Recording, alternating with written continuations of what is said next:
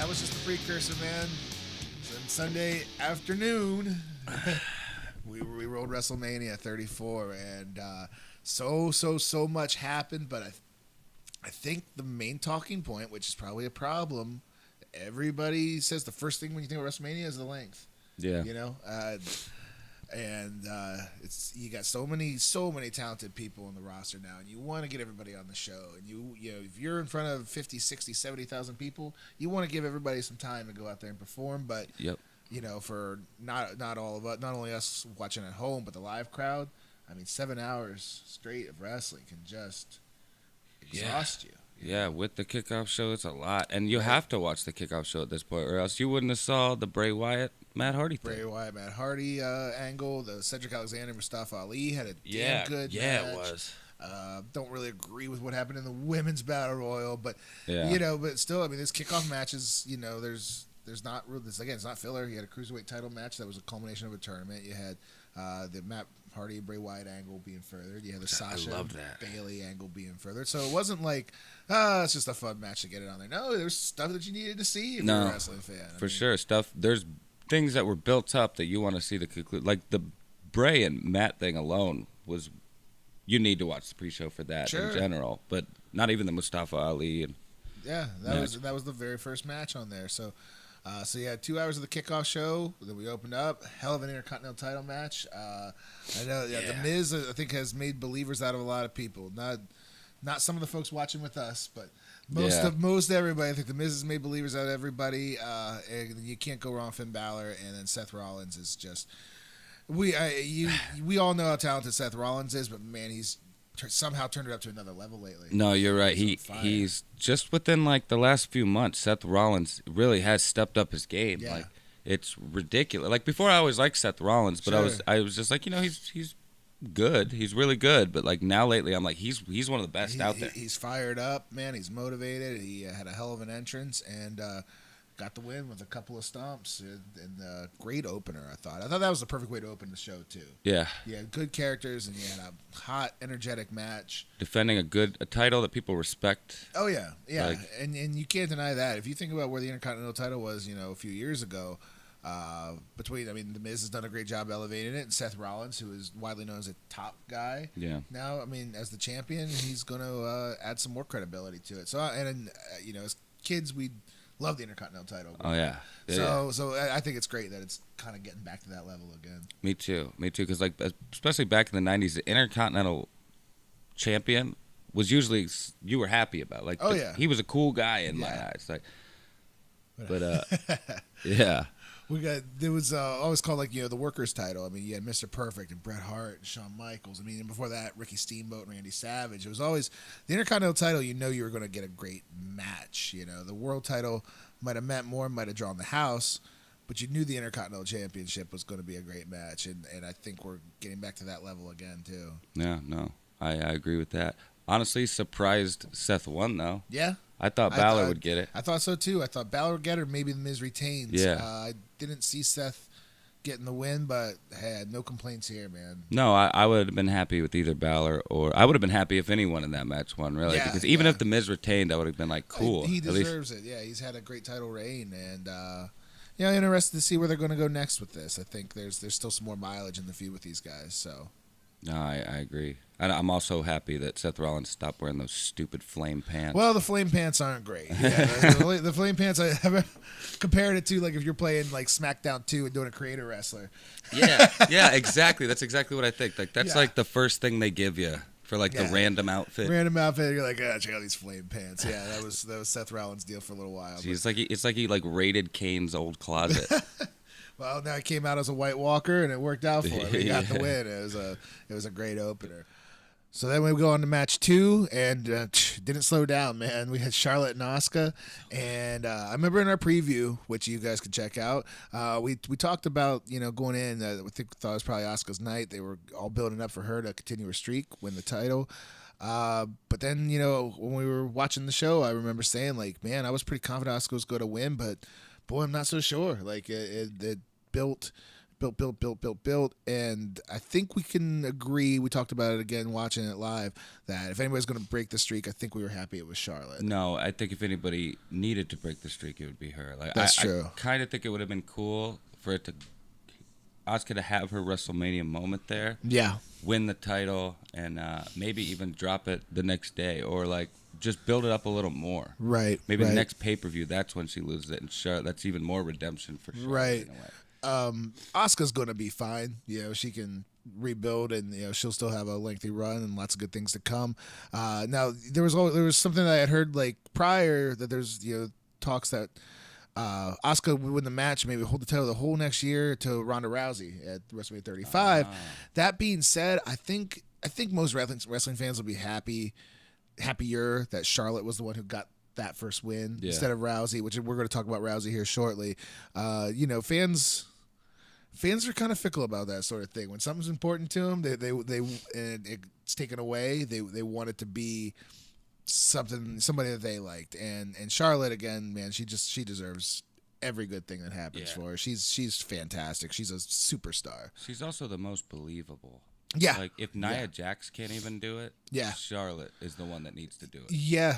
Nia Jax is a monster, but she's not going to have to beat Asuka. Charlotte is she's the queen, as they say, and she's the best wrestler. She was the only one that was capable of getting the job done. And, just a great match. Great ending, too. Great match, great ending. The figure eight, selling the arm, and then Asuka putting her over.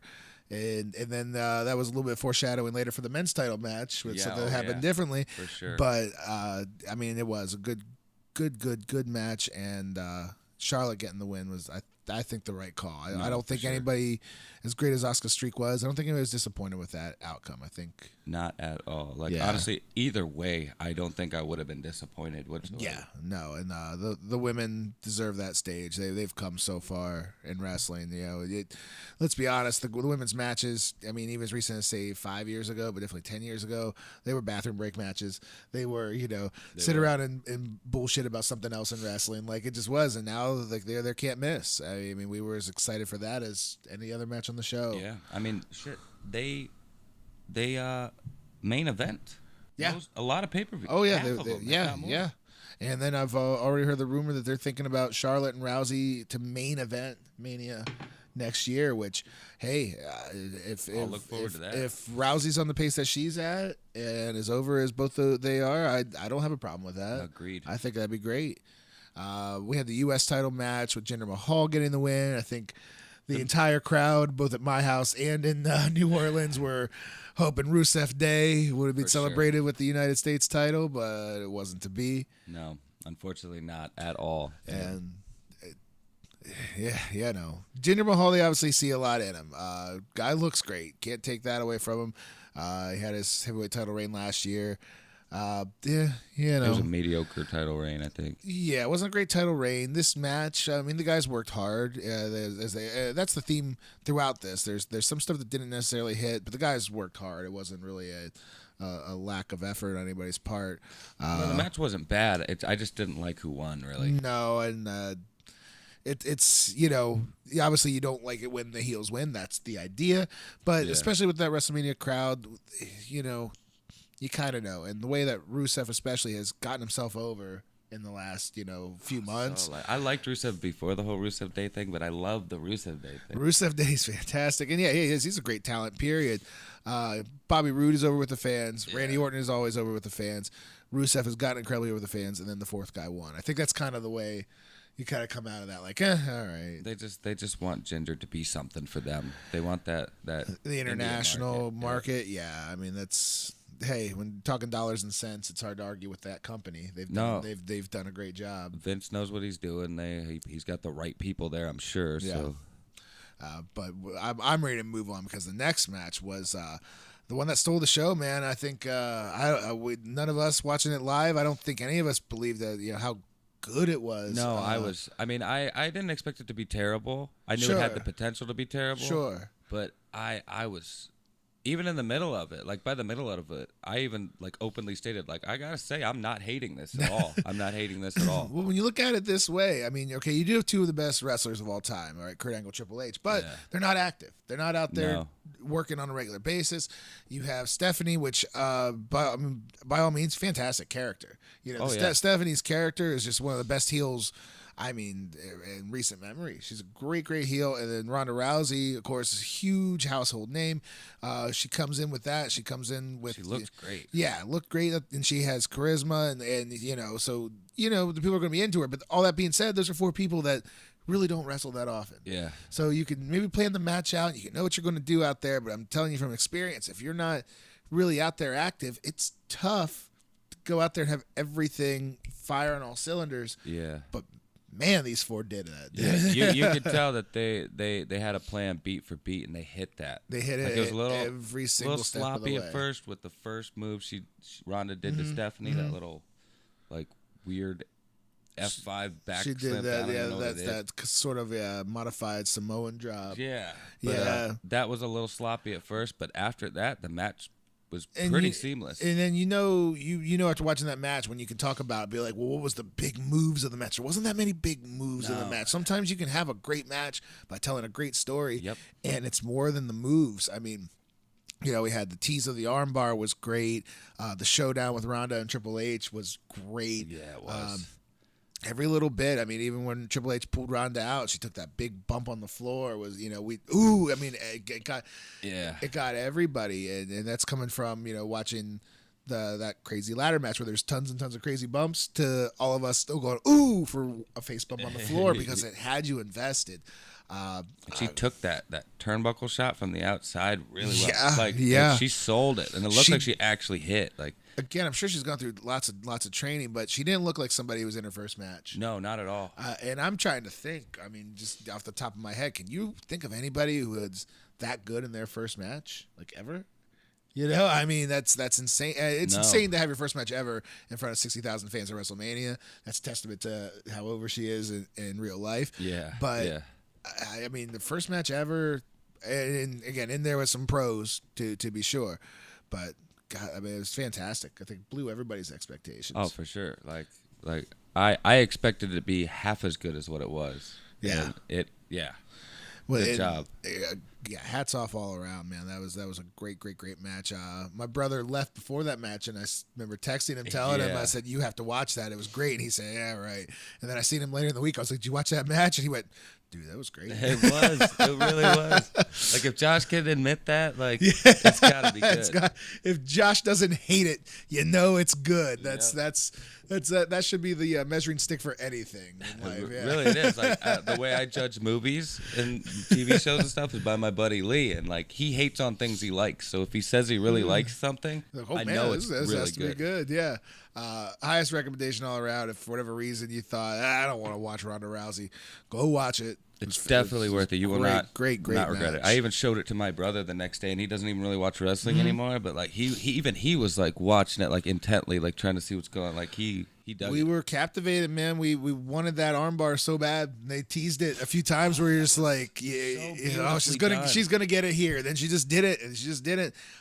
You know, if you can look over the fact that Stephanie McMahon is apparently a Brazilian Jiu-Jitsu black belt that can block an armbar a few times when nobody could in the UFC.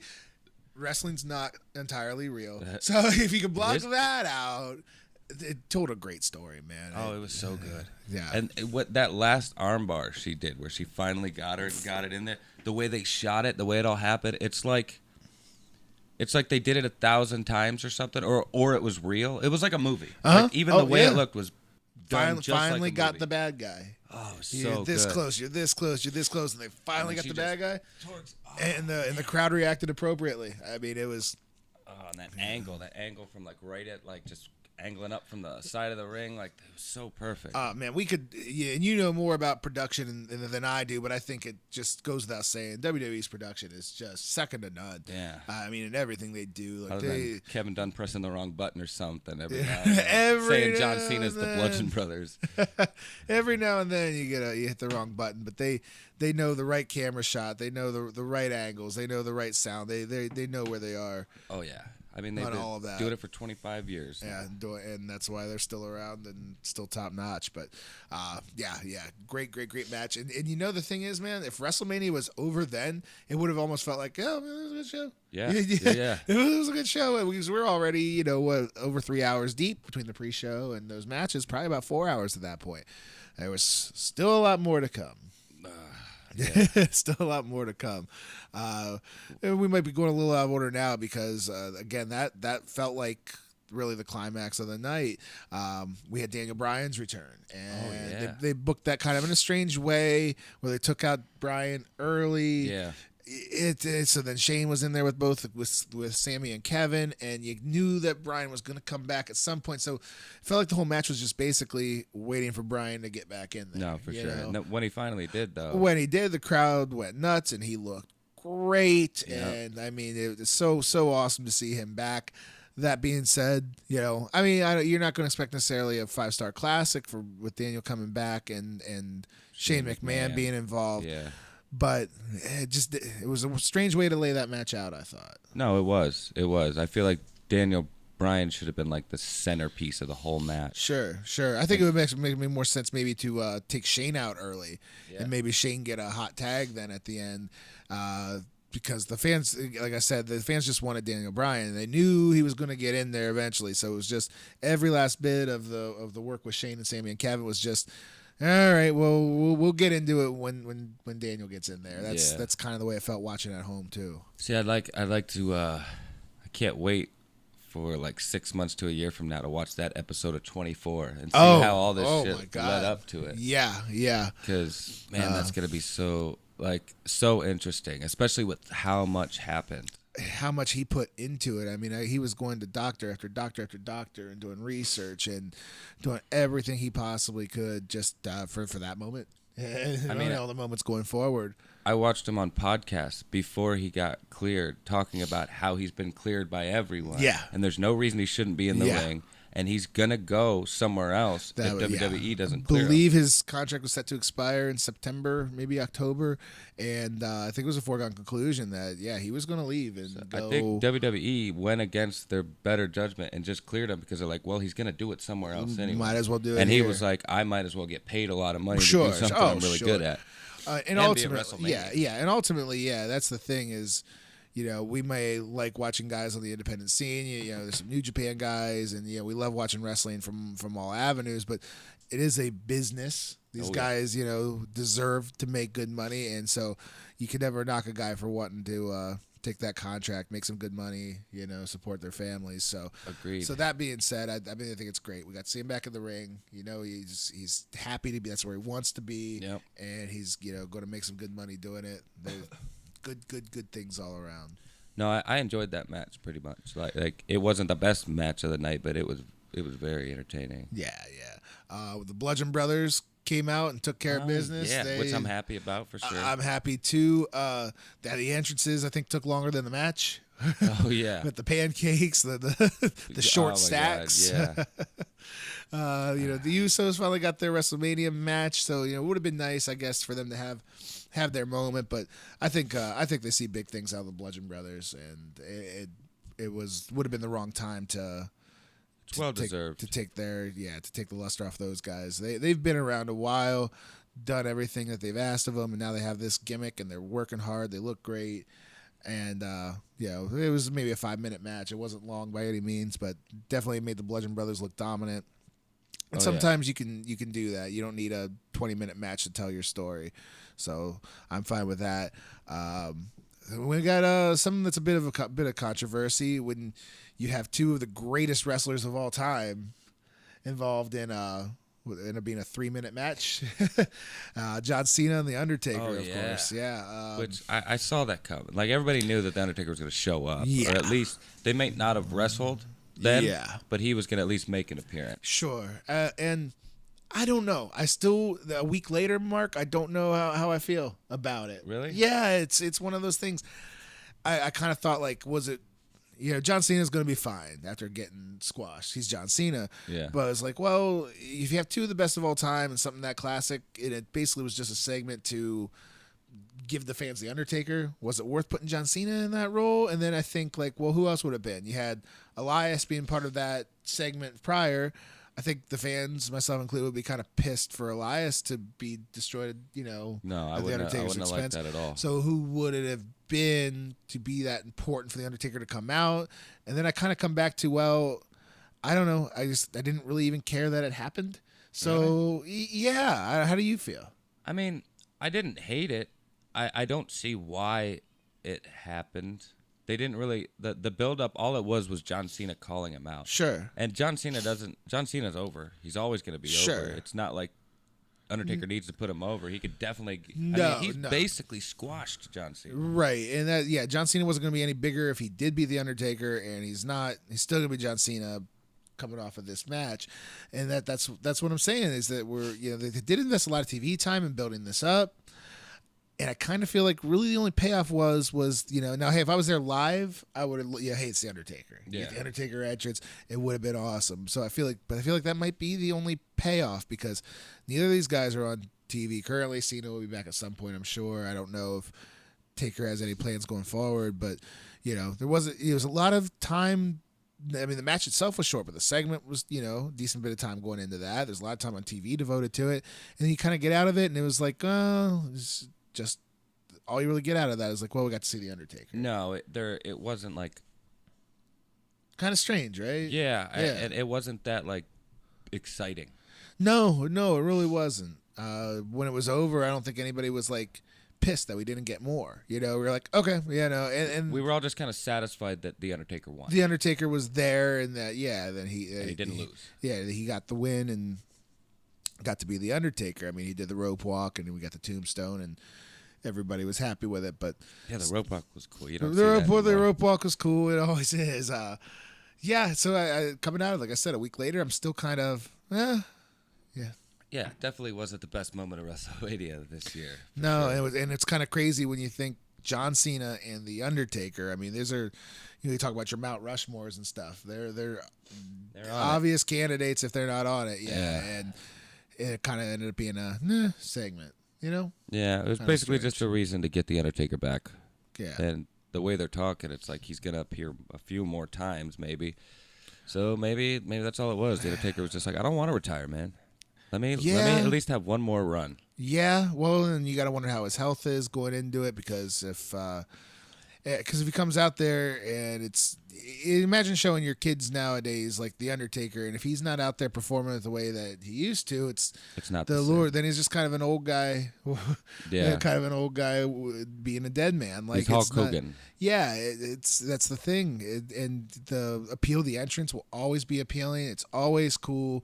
The Undertaker's the Undertaker, but if it's not going to be the same, I don't know if I necessarily want it. No, you're right. I feel like it's like when you don't want to go see somebody on their deathbed because you don't want to remember them like that. Right. That's kind of what it is. Like you need to pull the plug on this now before it's not cool anymore, or we don't. It's something we don't want to see. Yeah. That's true.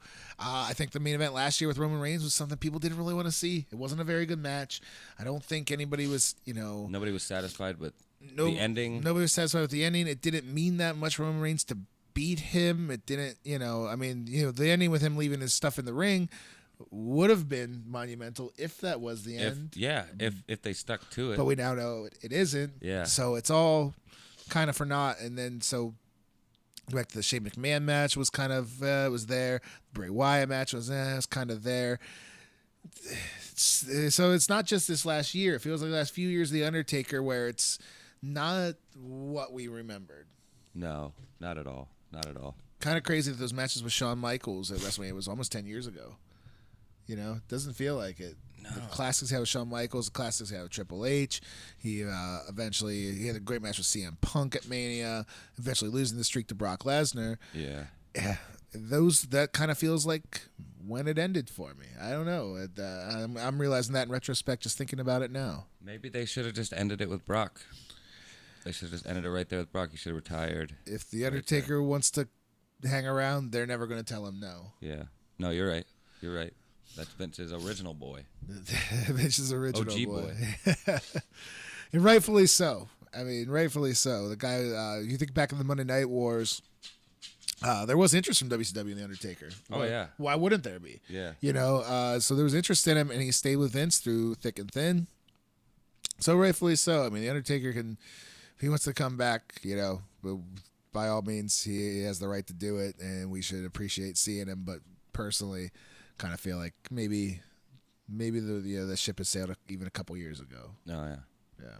I mean, the way that people talk about Undertaker, like he was the judge in Wrestler's Court, yeah, and like he's pretty much he runs the locker room essentially. Like, oh yeah, you better show him nothing but respect and do what he says. You know what I mean? Right. Like, and not because he's an asshole or anything, just because that's earned how that much level respect of respect he deserves. Yeah. He earned every last bit of it. But loyal. Yeah. But then it all resulted in a 3-minute match at WrestleMania this year. Yeah. That's what it all kind of comes back to, you know? Kind of just like throwing us a bone, in a way. Yeah, and again, if I was live, I would have loved it. Undertaker entrance, rear WrestleMania, sitting at home with so much that had already happened and so much to come still. It was kind of, okay. I mean, the Undertaker versus John Cena shouldn't be, okay. Yeah. Like, you know what I mean? That would have been a main event every year, you know. In the past. 5, 6, 7, 8 years ago. No, I agree. But I agree for sure. Just like the show did, we'll move on. What did you think about the WWE title match? AJ Styles and Nakamura. It didn't live up to the hype I built for it. Yeah, that didn't live up to the hype that I think everybody built for. Yeah, they were expecting a New Japan match. Yeah, I think so. I think a lot of people went back and watched that New Japan match, and it wasn't a bad match. Simply they worked hard.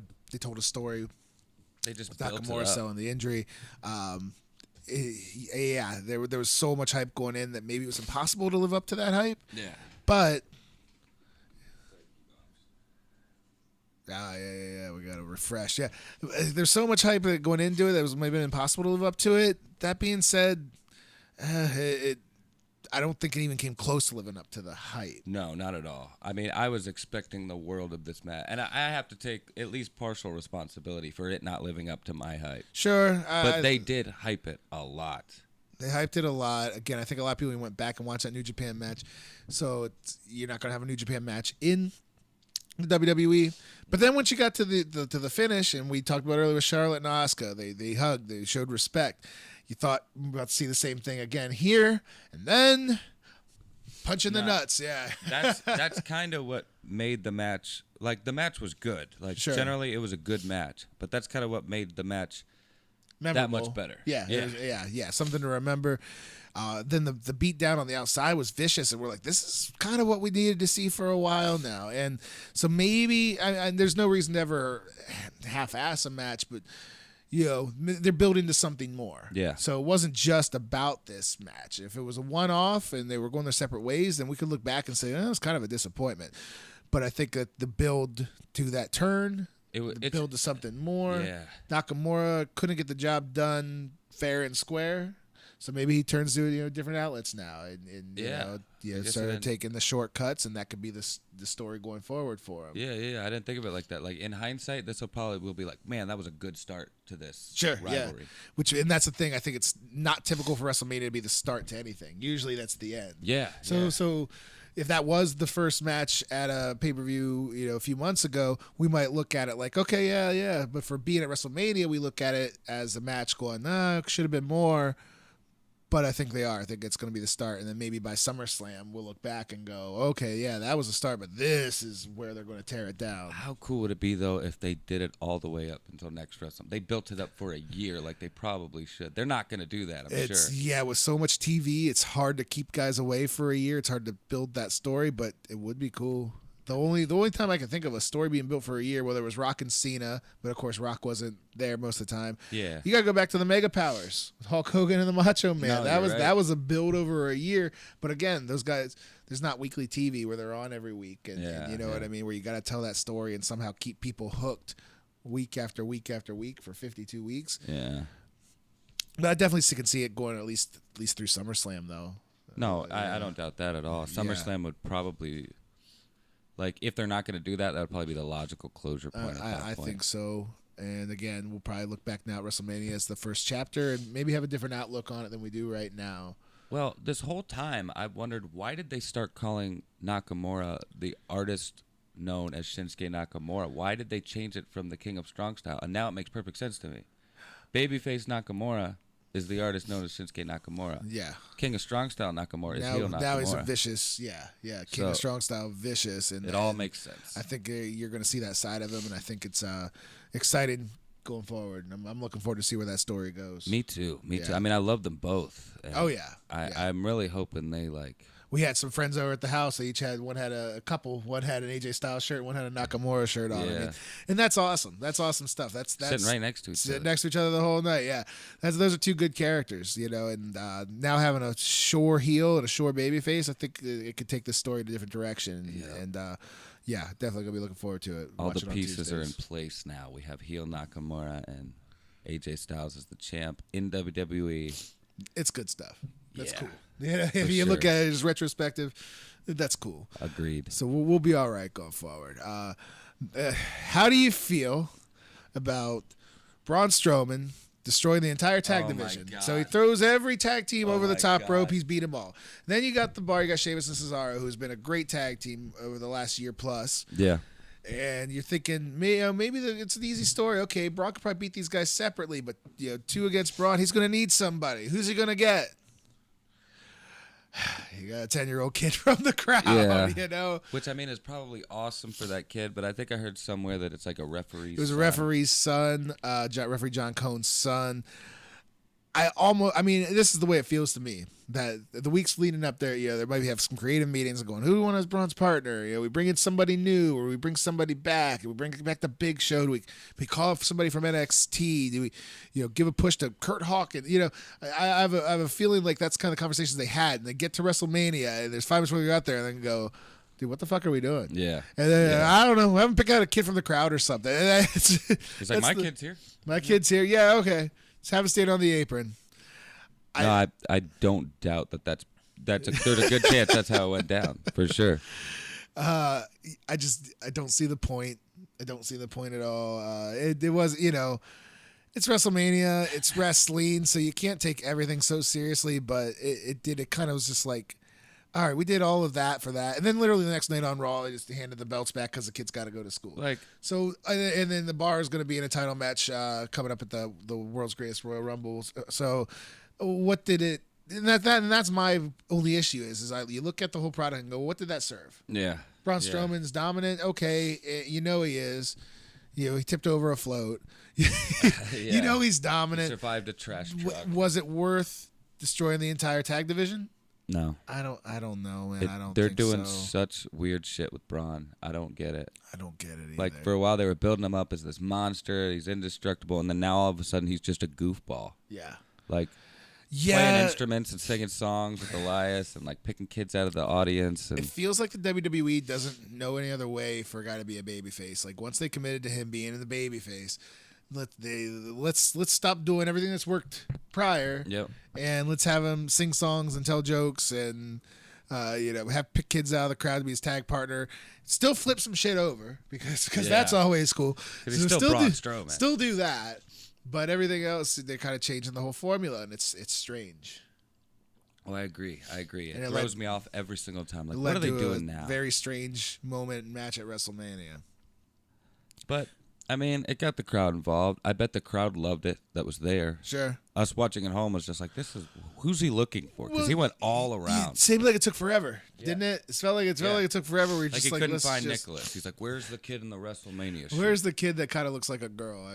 Yeah. And, like, the kid seemed, like, nervous, but not really nervous at all. Like he knew it was going to happen. He was ready for it. Like, they put him in that long sleeve WrestleMania shirt to be like, this is the kid. In real life, wouldn't the kid be kind of scared that Sheamus or Cesaro is going to kill him? Yeah. Even if you have Braun Strowman on your team? I mean, I don't know. For sure. And he tagged him in for a moment. They didn't even go near him, and then he tagged him out again and got right back in. Like, Just so they could say he was in the match. He was in the match, I guess. But if they were going to do that, they should have done it for a real little kid that was there and gave him that moment. Because, I mean, this kid, Nicholas, if that's even his real name, is forever that is your real name. He's forever Nicholas, a tag team champion. A lot of guys that are the champions in the record books, it's not their real name. So, yeah, it might not be. But anyway, regardless, this kid has been a WWE Raw Tag Team champion. Youngest champion of all time, huh? Give that to somebody who would actually think that was awesome. He might think it's awesome. And there's something to be said that, I guess, if you're a kid watching at home and you just dream like, oh, why can't that be me? And then it did happen. Just me as a 30-year-old man, just like, I'll do it. Let me be the tag champion. Even I'll lose him the next day. I don't care. I'd have Sheamus and Cesaro actually beat the crap out of you, though. No, I would too. I'd let him. And then Braun saves me and just wins by himself. Runs by himself, carries you and the belts over on his shoulders. Yeah. He's got 2 belts on one shoulder and then me on the other. How about that main event, though? The main event's something to talk about, right? That's again. I think the talking points coming out of WrestleMania were, well, the length is huge. Rousey's match, of course. Asuka's streak being broken. The Nakamura heel turn. Yeah. But then ultimately, this main event. Wasn't expecting much of it, really. I've heard that they say if you go back and watch it on mute, you'll think it's a better match than what you remember. Really? But yeah, and now this is the thing though. If your crowd is rejecting it, you need to listen to that crowd. Yeah. I mean, you just do. And we could probably do an entire podcast on Roman Reigns. We really could. Oh yeah. But I mean, this has been 5 years now about where they're basically, from building him to be the guy. Vince wants him to be the guy. The crowd doesn't want it. No. I mean, you can't deny it anymore. You just can't. I don't think Roman Reigns sucks. I would hire Roman Reigns. He'd be on my roster. Looks like $1 million, and he can. He's got athleticism, and I can agree with that. He's got the look. He's capable of doing better. Sure. I don't think that he sucks by any means. I think he's got talent, but it's just clear and evident that the fans don't want him to be that guy. They just don't. You can try a heel turn if you want to, but I think it's just time to pull it back and see what else we have, because you had the main event at WrestleMania. Now, granted, I think a lot of people thought Brock Lesnar was leaving. They probably thought it was a foregone conclusion that Reigns is going to get the win. And which I think they did that just to pull the wool over our. I think they let Brock retain, really, just because they didn't want us to see it. Sure. They didn't want us to. They didn't want us to have that foregone conclusion. But that being said, if everything being built is the crowd knows what's going to happen and they don't care, then they don't care. Then that's what's going to happen. You're going to have a match where the crowd's going to shit on it. They're going to toss fucking beach balls around in the crowd. Oh, and they hate that. Yeah, and I mean, it's disrespectful to the guys that are going out working hard, but they're also the ones paying the ticket. They're paying a lot of money for the ticket, and they decided to toss around a beach ball instead of watch that main event. You know what I mean? That's a telling sign. I just don't know, man. They should just put the beach ball in the ring, and then they'll at least watch the match. Then they got the attention. Yeah, if Roman Reigns and Brock Lesnar are batting the beach ball back and forth, like they're having a volleyball match. It seemed like the story going in, Brock Lesnar was beating everybody with the F5. If you look back to last year, one F5 beat Braun Strowman, beat Samoa Joe. They put down Reigns, I believe, at SummerSlam in their match. So one F5 was enough to beat everybody, and so you figure the story was that Roman could get out of the F5 and ultimately get the win. Well, Roman kicked out of 5 F5. Yep. So the 6th one put him down. To the extent that Brock Lesnar actually got up after he kicked out, he called him a motherfucker, and he yelled it, and to the point where I thought, was he supposed to kick out there? Because that looked like Brock was legitimately mad that happened. Maybe he was just selling, because Brock's good at selling. Brock's a great character. Brock is good at what he does. Yeah, you believe it. Yeah. You know, because he's believable. You know, he's a UFC heavyweight champion, so he's believable as a badass, but he's believable as an asshole because by all accounts, he's an asshole. No, you're right. You're right. And he loves playing the asshole, too. Sure. Oh, you could tell. You could tell he has fun. But you listen to, like, Joe Rogan or anybody that actually knows him, and they talk about how good of a dude he is. Yeah. But, man, he is so good at being an asshole. Oh, yeah. Yeah. I don't know. When it's the main event of your WrestleMania, and this is what you get, you have a crowd that doesn't really care. And I mean, exhaustion has something to do with it, too. It's a long night. It's a long night sitting at home and watching it to the point that, you know, even though it's something you love, you're kind of waiting for it to be over. You know, that crowd probably came in from all around the world, and they're kind of can't wait to get back to their hotel room. Well, they've been there all day. They've been there all day. At the little convention that goes on beforehand when people are signing autographs and taking pictures. Most of them have been there like all weekend. Yeah, it's like going to Disneyland. By the time you're done at Disneyland, you're whooped. You're whooped. But the main event should be something that's going to keep their interest, and that wasn't it. I think the Ronda Rousey match should have been the main event. Yes, but also you think if maybe that crowd would have been that tired by the end of the night, would have gotten the same reactions. Now, I mean, it was a great match. Point. Would they have been as into it?